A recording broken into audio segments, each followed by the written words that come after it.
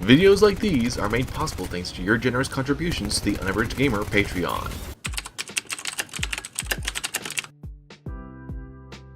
No matter where you stand on the game, virtually everyone can agree Anthem suits are one of its best elements. They offer an empowering Iron Man-like fantasy, with the freedom to explore possibilities a Marvel game never could, all layered in a BioWare-style story, cast in a lush, multi-layered biosphere. Yet, one of the elements that's gone relatively unnoticed is an exciting opportunity to expand upon the gameplay potential of full 360-degree movement action games in a way that we've not seen before. That mechanic being its heating system. What initially seems like a generic handicap to keep you from flying out of the map, which, to be clear, it isn't. There are other ways that they achieve that, turns out to be a really clever design choice. Your suit overheats at varying rates based on what area of Bastion you're in. Stay in a damp jungle region, and you overheat slowly. Fight in the desert areas or across volcanic terrain, and you risk overheating. What's more, if you happen to find waterfalls, flying through them completely negates your current heat value, except this applies to more than just ones you fly through. You see, there's the option to hover in your javelin, allowing you to use your abilities while retaining a height advantage. If you're in contact or near water sources while gliding, you can sometimes effectively have no overheat for a solid section of gameplay, allowing you to briefly turn the experience into a third-person descender as you fight enemies above and below you. This is a boon for level design. It effectively guarantees that any designer conceptually yet clearly offer the opportunity to make use of your suit's full capabilities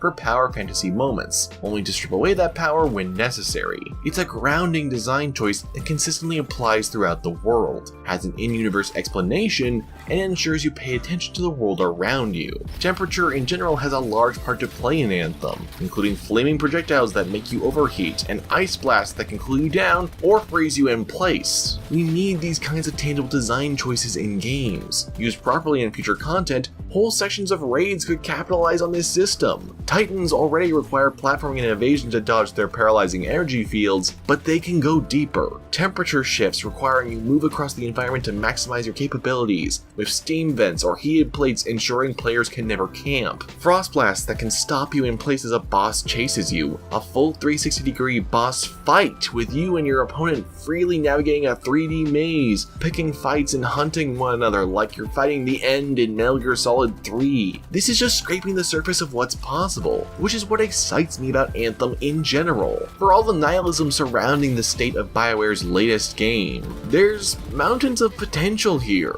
For a game that was in reality constructed in less than 2 years, it's an amazing achievement, and one can only hope BioWare also have the chance to capitalize on these gameplay prospects, now that they have the full reins. No matter the case, future mech and power-based games would do well to make use of this mechanic's potential. It's something that we've seen used effectively in MechWarrior. There's no reason it couldn't apply to something a little less hardcore. It's amazing how what can seem like a hindrance one moment turns out to actually be a major plus, and it's one of the many reasons that I do genuinely love Anthem.